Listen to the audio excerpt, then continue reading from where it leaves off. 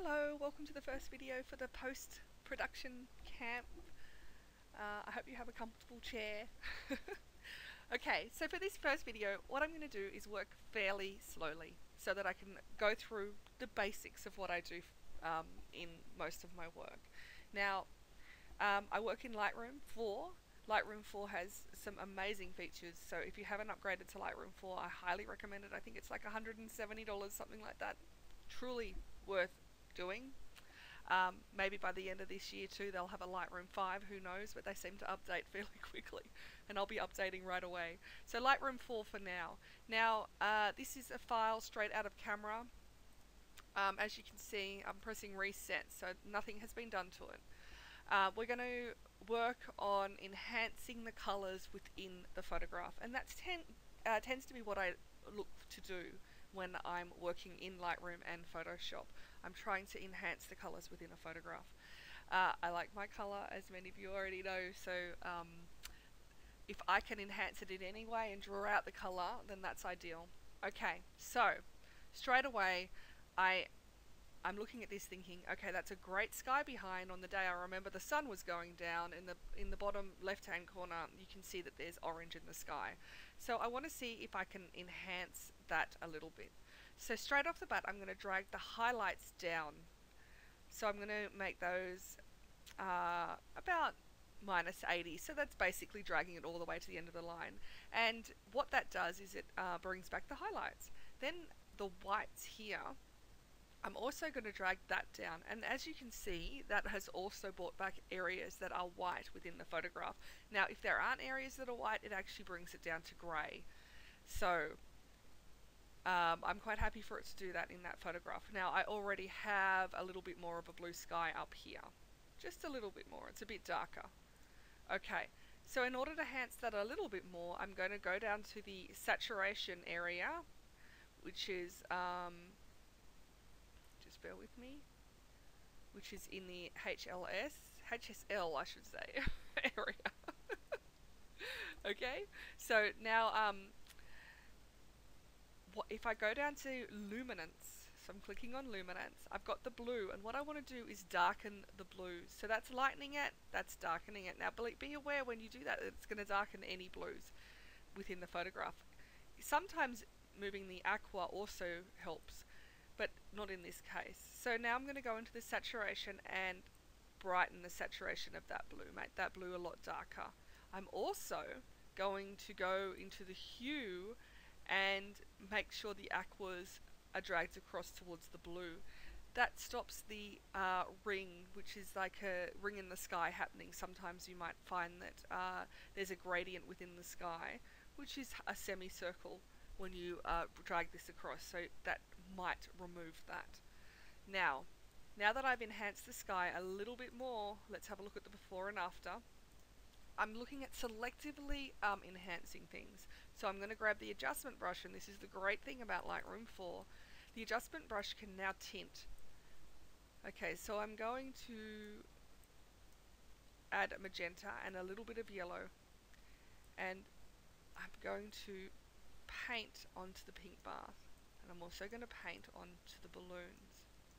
Now looking at this photograph, I can see that the magenta of the balloons is a different magenta of the bath. So what I would like to do is match that up. So I'm going to grab a new adjustment brush. Now adjustment brushes are like layers, you can have as many as you want. So this was the first one, and if you mouse over it shows where you've painted.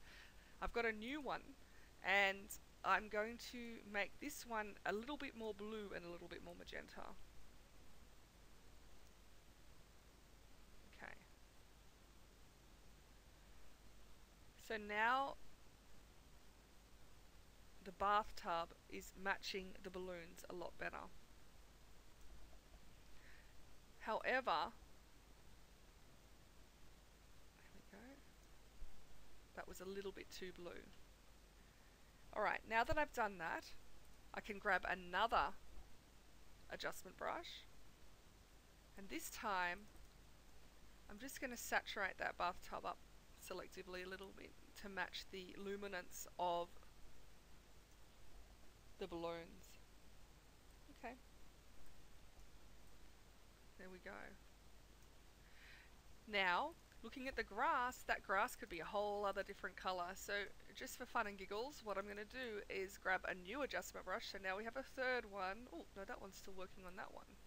Wait a minute. Okay, so I'll grab a new one. Okay, so I'm going to drag the temperature down to blue and, or maybe not so blue, the tint down to green, and just paint on the grass a little bit. Okay. There we have it. Great. Alright, now the sky, another adjustment brush. Now, you can be as fast or as slow as you want with this. I'm just showing you to the extremities that you could actually go. So I'm now going to add some orange back into the sky with the adjustment brush back here. Now you're going to find that I'm not a cut and paste sky girl. I don't tend to do that because I find that you don't actually need to these days. That with the mix of the exposure that you can get out of camera and using the Lightroom technology, you can bring that detail back in. You really don't need to be cutting and pasting sky in. Alright, so now one last thing, new adjustment brush. So I would like, now I've got all this colour around her, for the attention to be drawn back to her. She's pretty cute in there, and this is about her after all. So I'm going to just grab a new adjustment brush and dab a little bit of exposure on her face and lighten her up a little bit. Now, she's gone a little bit orange, so I'm going to desaturate as well while I lighten. Okay. Now, I don't know about you, but I like my horizons to be straight. So I'm going to go in to the crop and grab 5x7. Now, they say, whoever they are, that you probably should crop your photo to another size other than straight out of camera because that's the point and shoot size. Though I believe that point and shoots also come in 8x10 now. So anyway, I don't know. I crop to 5x7. Old habits die hard. So when I say I crop, don't get confused here. It's not actually as small as a 5x7. It is the ratio of a 5x7. So what that means, I can blow that up to 16x20 or whatever size that I want to without losing detail. Okay? It's just the ratio of a 5x7. It's not actually a crop of a 5x7. Okay, so I'm going to press enter on that, and now I've straightened. So now, last but not least, is I might just overall lighten the image just a touch. Okay, now let's go into before and after. So as you can see, in Lightroom, I've been able to bring back a lot of that detail without even taking it into Photoshop. So let's take that into Photoshop now. Now we're in Photoshop, and this is CS6, which is the latest version. I'll probably again have another version out by the end of the year, and I will be upgrading. So I have my photo in the window of CS6, and the only thing that I really have open at the moment, other than properties, is the layers window, and that's a very important window to me. And to have that open, I just go to Window, Layers. I work solely off the white layers window, to be honest with you, most of the time. There are a couple of ways to do every single step that I'm going to do with you, but I tend to do it from the layers window or from the image adjustment area.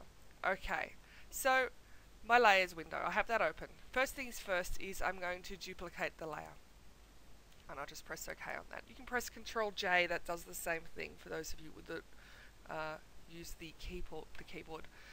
Now, I have my duplicated layer, and I'm simply going to go under normal and change that to soft light. Now what soft light does is it adds contrast and a little bit of saturation. Now you don't want to have that on too much. In fact, I tend to erase that off on the skin tone. So what I've done here is I've grabbed the erase brush, and remembering this is just a layer, and my opacity is at 100, and I'm just going to erase off on the shadows underneath that bath there, her hand, and on her skin tones. So now it's barely doing anything, but it's just enough to contrast the photo up. Now I'm going to go down to the bottom of the layers window, down here, press the yin and yang I call it, and do a hue saturation mask. And that actually brings up the properties window. And with that, I am actually going to raise the saturation up on that a fair bit. Now watch what happens to the colours when you saturate things up. You don't want to saturate it so much that the colours start to spill out and there's actually no colour in there at all. You still want to be able to print it. So I'm just going to go to the extent of that, the very edge of being able to do that.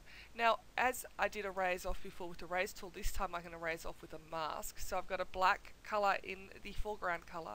I'm going to grab a brush and I'm going to click on this layer here and simply click on the areas where it's saturated too much. Now, the reason that I didn't use vibrance in this case is because there are oranges in the sky that I actually would like to keep.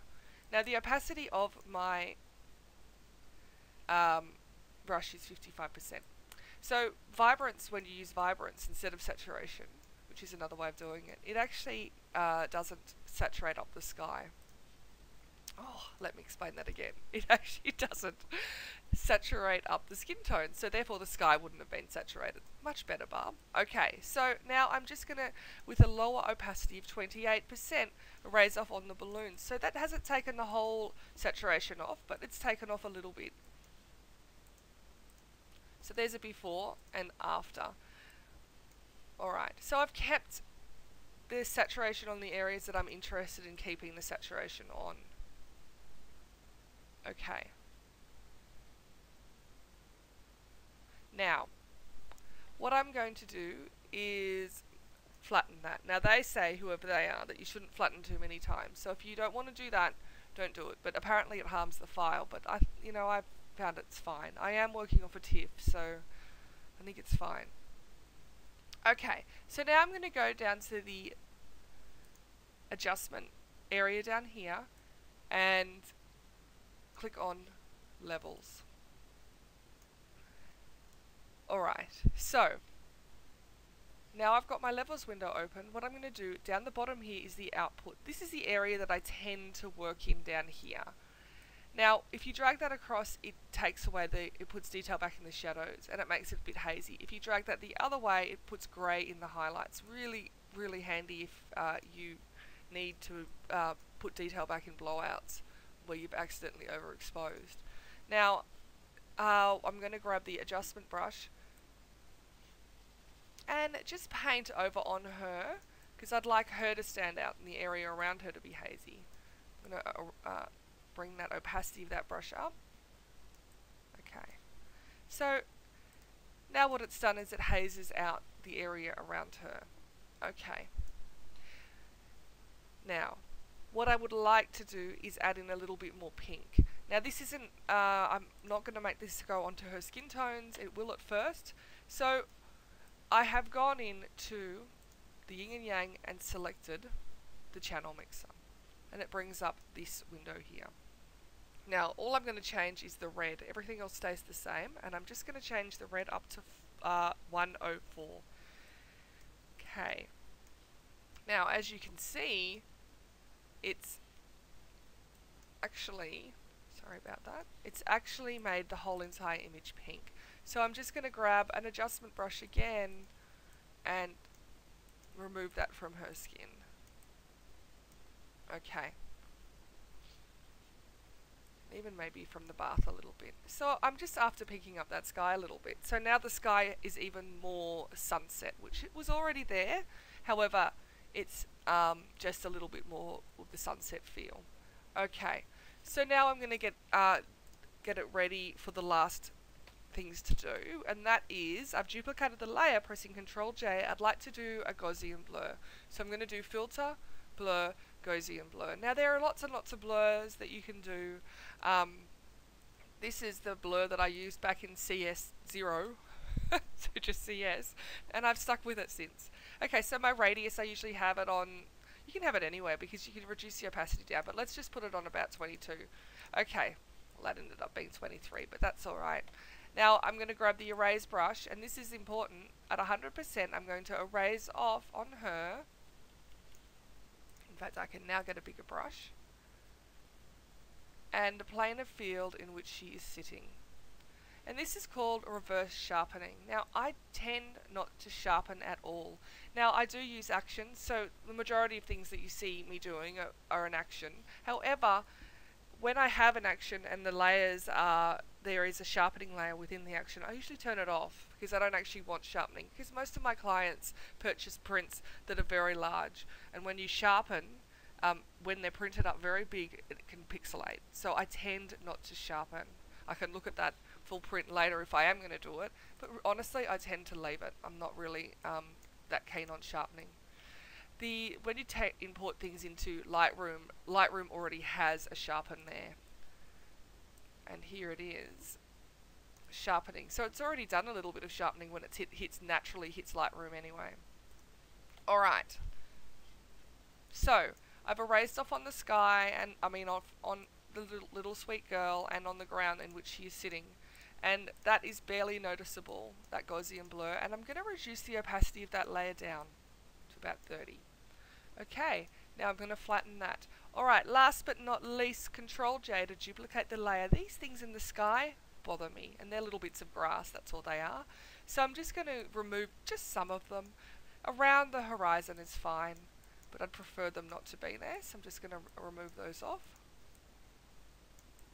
Okay, now what I've used to do this is the patch tool, and the patch tool is under the spot heal brush in the toolbar, and I'm simply lassoing the area with the patch tool that I want to get rid of and dragging it over to an area where I don't mind it looking like. Now that cloud there, even though I just dragged it over here, it's actually got a line, so I probably should drag it to here. Alright, now I'm going to grab the dodge tool, and I do dodge a lot, you'll see that in the videos. I'm going to raise the exposure to about 16, and I'm going to leave the protect tones off, and I'm just going to dodge on her a little bit. Okay, alright, so, and the bath actually. I'm going to raise the exposure and dodge on the bath. Now that's obviously way too much. I'm going to dodge the balloons back as well. What I'll do is now go to Edit, Fade Dodge, and just fade that down. Alright, and there we have it. So I've faded that layer, the dodging down. Okay, so I'm going to flatten that, and let's go back to Lightroom, press Reset. Okay, so this is before